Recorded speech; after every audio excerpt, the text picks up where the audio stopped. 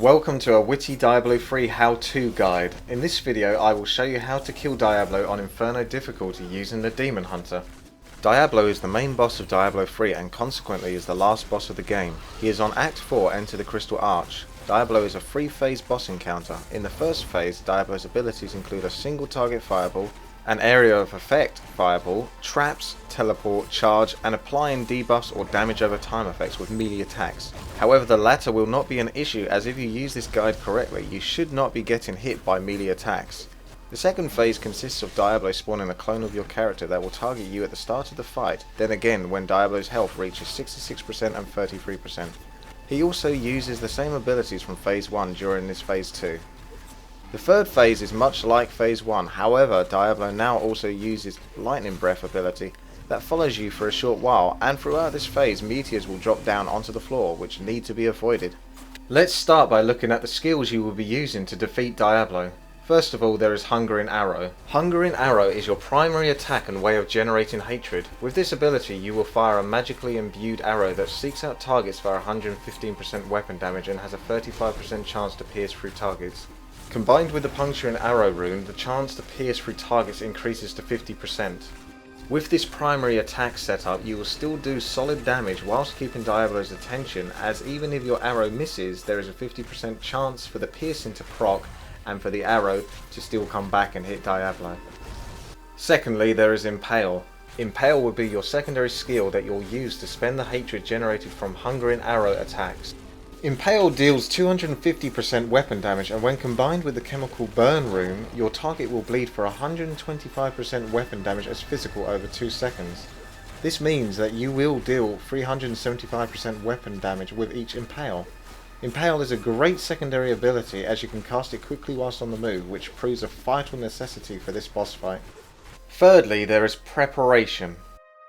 Preparation has a 45-second cooldown and instantly restores all discipline. Combined with the Focused Mind rune, you gain 45 discipline over 15 seconds instead of restoring it immediately. This generally benefits people with 30 discipline more than higher amounts of discipline. As with the Focused Mind rune, the idea is that you spend your discipline more wisely, allowing you the possibility of getting full use of up to 45 discipline instead of just 30 discipline. Fourthly, there's Smokescreen. Smokescreen is a defensive ability that costs 14 discipline. Using Smokescreen causes your character to vanish behind a wall of smoke, allowing you to become momentarily invisible for 2 seconds. Combined with the Lingering Fog rune, Smokescreen's duration is increased to 3 seconds. Smokescreen should only be used when facing a fatal ability or attack which cannot be avoided with other abilities or moving, as it is costly to your discipline. Smokescreen allows you a quick and safe getaway when combined with a Tactical Advantage passive skill. It can also be used to finish off an opponent whilst invincible for a few seconds. Since the Smokescreen nerf, you can no longer chain Smokescreen. This means that now there is a 4-second cooldown on a 3-second long ability, leaving you vulnerable for 1 second. This changes the fight dramatically for Demon Hunters, but doesn't make it impossible, as this video proves. Fifthly, there's Evasive Fire. Evasive Fire is a device's ability that generates 4 hatred and costs 4 discipline if you backflip. Evasive Fire shoots for 125% weapon damage. If any enemy is in front of you at close range, you will backflip away 15 yards. Combined with the Displace rune, the distance of backflip is increased to 30 yards.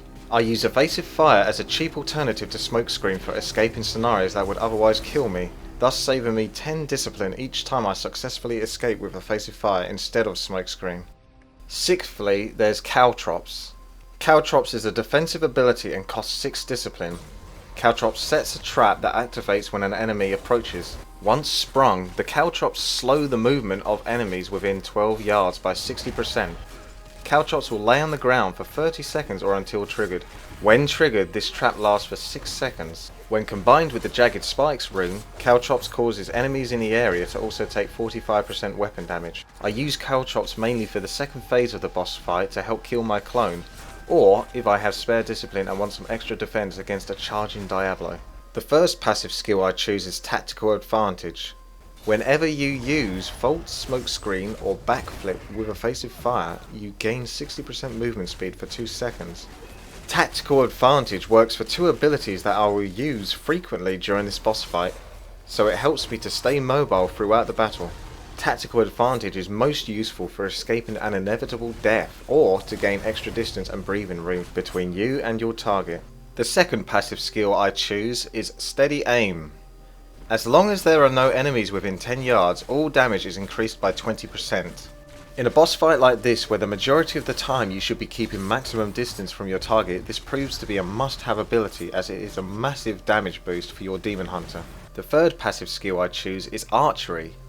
Gain a bonus based on the weapon type of your main hand weapon. Bows benefit from 15% increased damage. Crossbows benefit from 50% critical hit damage. Hand crossbows benefit from 10% critical hit chance. If you use a bow, then archery is an absolute must-have because of the 15% increased damage. However, if you use a crossbow or a hand crossbow, you might want to consider swapping archery for sharpshooter, which gains a 3% critical hit chance every second. This bonus is reset 1 second after you successfully critically hit. Now let's take a look at the gear and stats that you will want to aim for in order to kill Diablo. The main stats that you will want for your gear are as follows. Dexterity, as each point in Dexterity increases the Demon Hunter's damage by 1%. Dexterity also increases the Demon Hunter's dodge rate. Attack Speed, as it greatly increases your DPS. Movement Speed, as this will help you to avoid many of the mechanics that happen during the fight. And lastly, plus Discipline gear. Now this is optional, but I find it helps a lot. So if you want to get it and you can get it, then get it. I will now briefly show my gear that I wore during this fight, so please pause the video if you need to see any of the items in detail. As I list the items, remember that Dexterity can be found on all equipable items, Attack Speed can only be found on a weapon, amulet, gloves or rings, Movement Speed can only be found on boots, and plus Discipline can only be found on a hand crossbow, quiver or cloak. Just before we begin discussing the abilities and how they are used during the phases of the boss encounter, I will give you 3 big tips that will greatly increase the chances of success for defeating Diablo on Inferno difficulty. The first tip is to stutter step. To stutter step you need to move, then force standstill attack, and repeat whilst moving away from your target. My force standstill hotkey is shift, as I feel comfortable stutter stepping with QWER for my hotkeys. The second tip is latency, otherwise known as lag. Avoid engaging in any challenging boss fights or encounters during peak times where lag will be an issue. If I'm going to take on a challenging fight in Diablo 3, I will try to do it in the morning or early afternoon, as this seems to be the best time for me for playing with low latency. The third tip is sound effects. By decreasing distracting background noises such as music, voice and ambience, and increasing sound effects to full, you will be able to concentrate more on the important aspects of the fight. This will give you the edge in hearing those critical noises that indicate a type of ability or action used by the boss. For example, you will be able to more clearly distinguish between the type of fireball Diablo casts, as both types sound distinctly different. This is a very useful tip, as the majority of this fight you will be fighting from maximum range and will be relying more on sound than sight to react to certain situations. Now I will explain the strategy for defeating Diablo on Inferno difficulty using a Demon Hunter. This will involve why and how I use the abilities that I chose for my skill set for the Diablo Inferno boss encounter.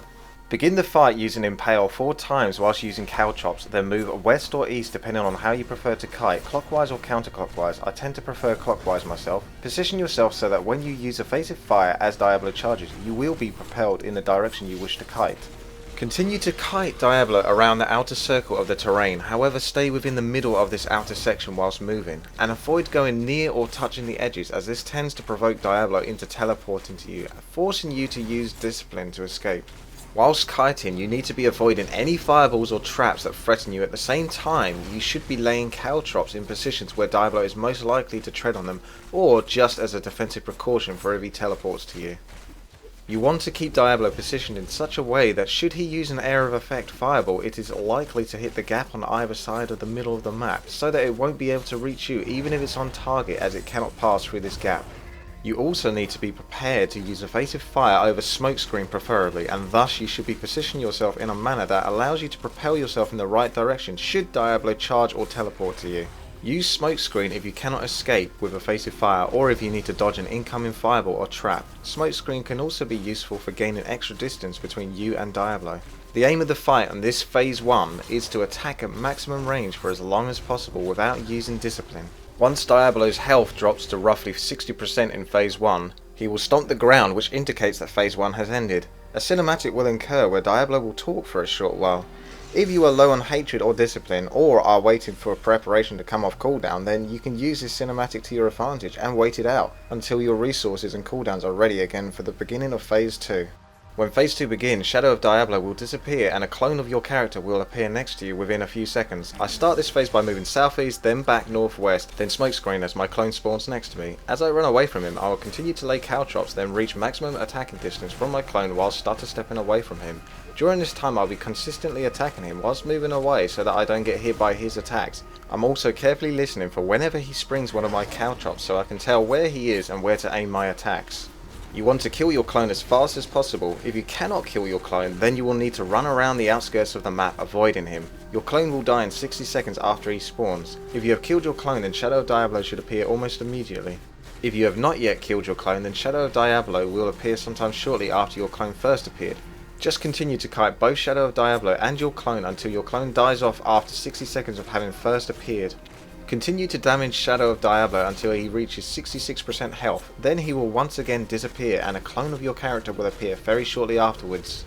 To help detect when the clone will appear, you can keep an eye on Shadow of Diablo's health bar, and when the tip of the red bar reaches the start of the second letter A in the word Phantasm, you know that your clone will appear any second. You can also just watch the minimap for when the skull icon disappears. This indicates that Shadow of Diablo has disappeared and your clone will appear within any second. When the clone appears, apply the same strategy used to kill the first clone. Once again, continue to damage Shadow of Diablo until he reaches 33% health. Then, like before, Shadow of Diablo will disappear and your clone will once again appear. This time, as Diablo reaches 33% health, you will want to keep an eye on Shadow Diablo's red health bar reaching the end of the first letter E in the word Terror, or you can just watch the minimap for when the skull disappears. This will be the last time you have to deal with your clone. Focus Shadow of Diablo until he reaches 0% health, then Phase 3 will begin. Another cutscene will occur which once again gives you time to replenish your resources or your discipline, should you need, otherwise you can just skip the cutscene. Phase 3 is much like Phase 1 except there are two new things to look out for.